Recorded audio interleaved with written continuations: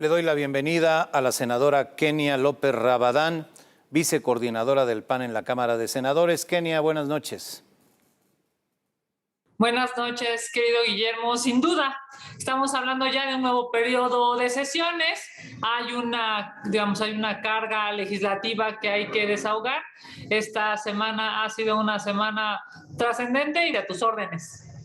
Sí, como dices, ha habido intensa actividad en el Congreso en la primera semana del periodo ordinario de sesiones.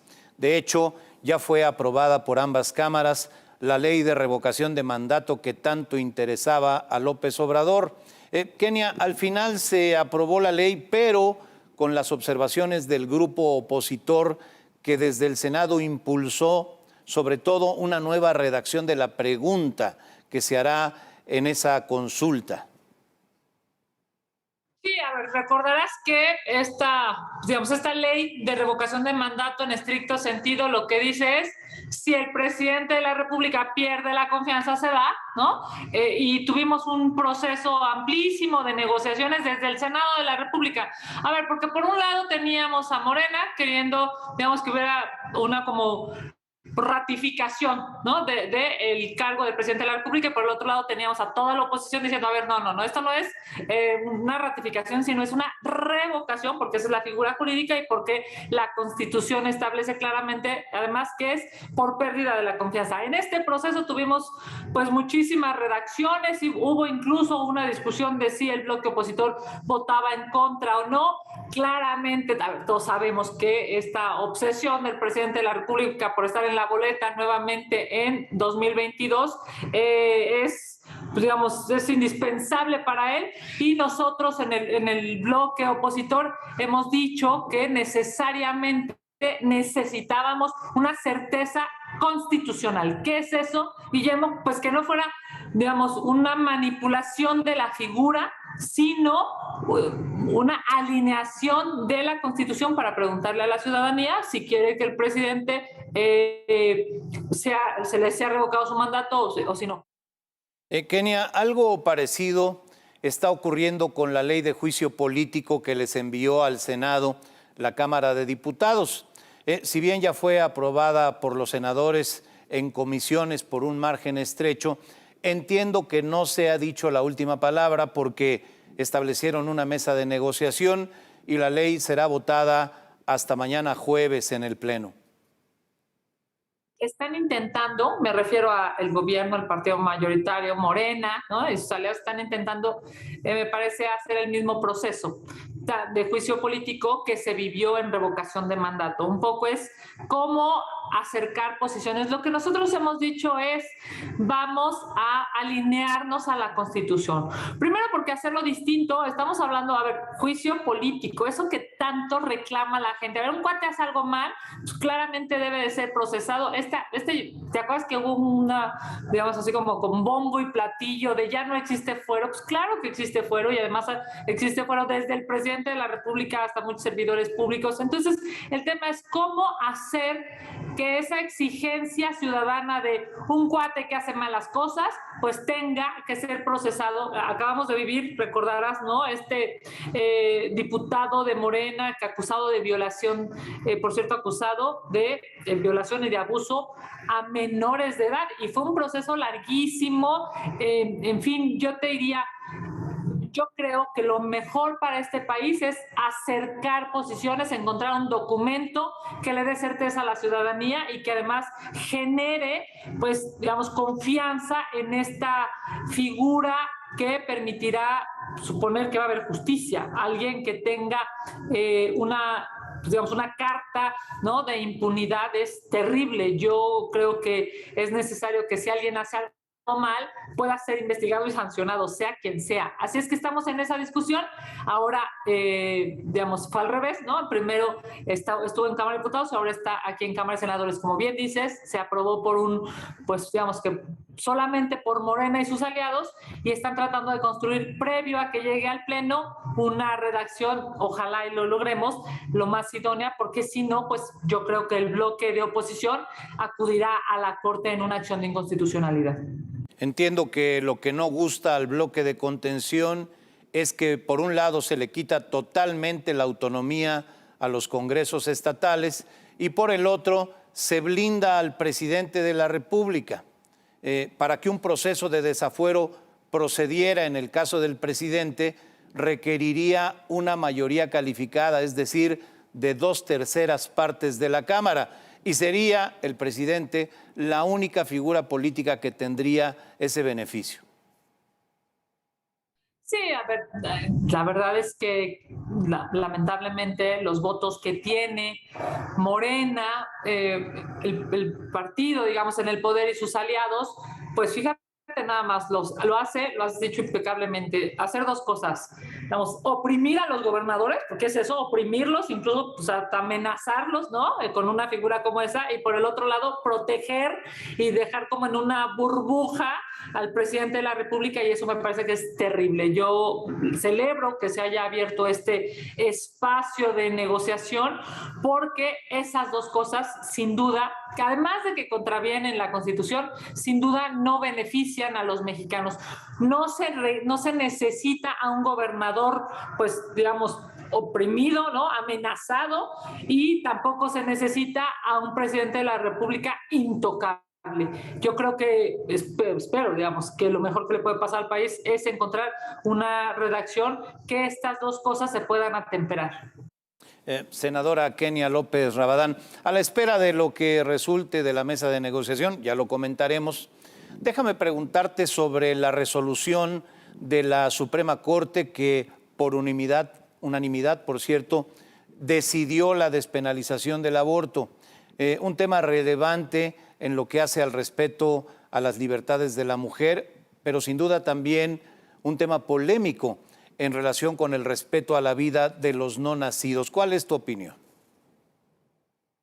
Bueno, a mí me parece que la Suprema Corte ha tomado una decisión muy importante.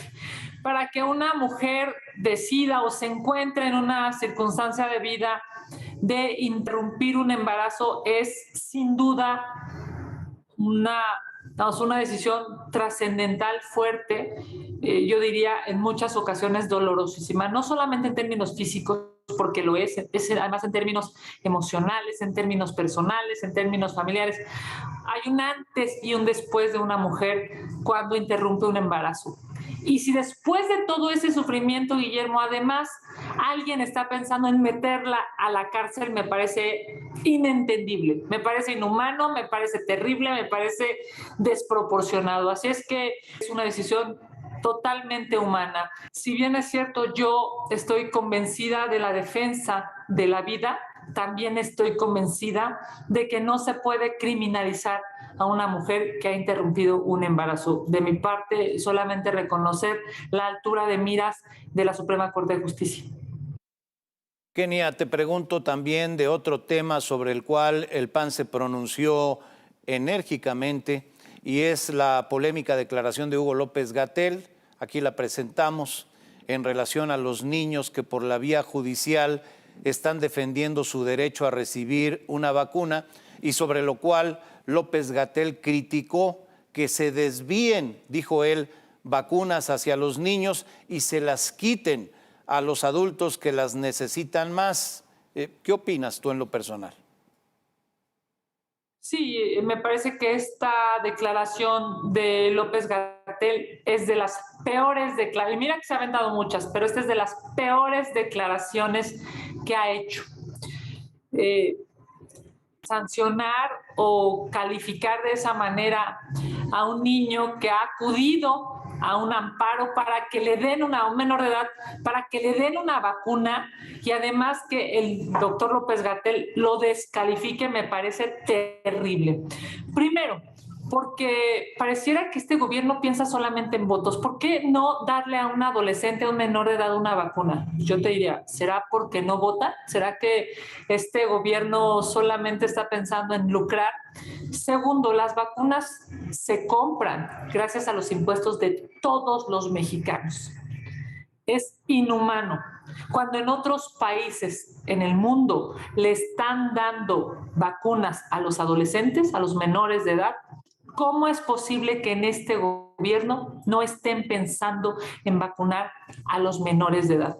Tercero, y con esto quisiera yo concluir, una declaración como esa es una declaración inhumana e insensible. Me parece que es una gran equivocación lo que ha hecho el doctor López-Gatell y demuestra que no hay lamentablemente una visión humanista de este gobierno a propósito de los menores de edad. Sí merecen una vacuna, como también merece una vacuna un adulto mayor. No hay una disputa porque ambos tienen el derecho humano de acceso a la salud. Los adultos mayores, los niños, los adolescentes, los menores de edad. Me parece que es inentendible que si en otras partes del mundo se esté vacunando, aquí no. Finalmente, te pregunto sobre un tema sumamente polémico que ha dado tanto de qué hablar en los últimos días, y me refiero al tema de Vox, a la recepción por parte de algunos senadores de tu partido, el PAN, de Santiago Abascal, dirigente de ese partido radical español, Vox, considerado de extrema derecha, racista, fascista, clasista. ¿Cómo explicárselo a la gente?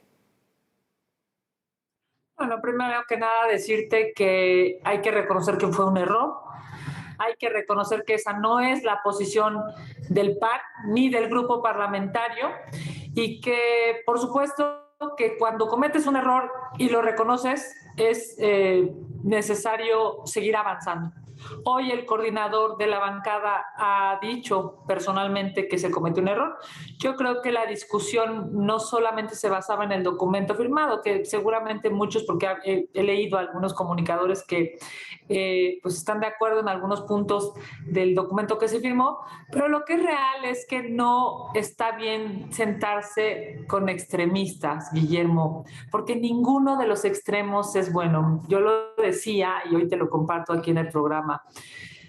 En donde yo esté, aquí en el Senado de la República, en otro cargo público, en una organización no gubernamental, en donde yo esté, siempre lucharé porque en México no haya un presidente de extrema, ni de extrema derecha, ni de extrema izquierda. Los extremos no ayudan a los mexicanos. Los extremos no ayudan ni en México ni en ninguna parte del planeta.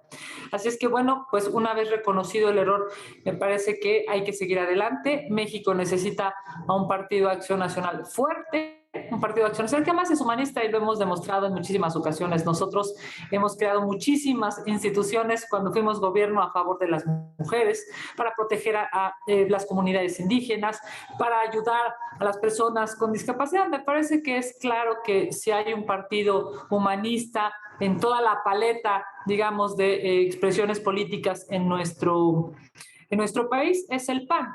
Y bueno, pues se cometió un error, yo creo que hoy lo decía el coordinador, y a seguir para adelante, porque hay muchos temas que sí importan. A los mexicanos sí les importa saber cómo vamos a poder pues salvar nuestra vida en medio de esta pandemia. Sí importa saber cómo se va a disminuir la violencia brutal que se está viviendo en nuestro país. Esto que pasó la semana pasada digamos, con este error, yo creo que ya quedó en el pasado y hay que seguir adelante. No, yo no estaba en esa firma, yo no estoy en la foto, pero de todas maneras hay que reconocer que es un error. Yo creo que el grupo parlamentario lo hizo y lo hizo bastante bien.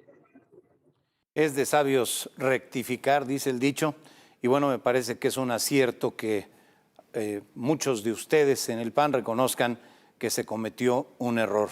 Senadora Kenia López Rabadán, muchas gracias por estar con nosotros esta noche. Han sido días, la verdad es que de mucho trabajo. Continuamos esta semana con nuestras contramañaneras desde aquí, desde el Senado de la República. Agradecerte, por supuesto, el espacio. Vienen días, digamos, de mucho trabajo desde el Congreso mexicano y bueno, por supuesto, estamos a tus órdenes y a las de tu auditorio. Es un gusto, como siempre, saludarte. Bonita noche. Igualmente, muchas gracias y estaremos en contacto para comentar todos estos temas. Muy buenas noches.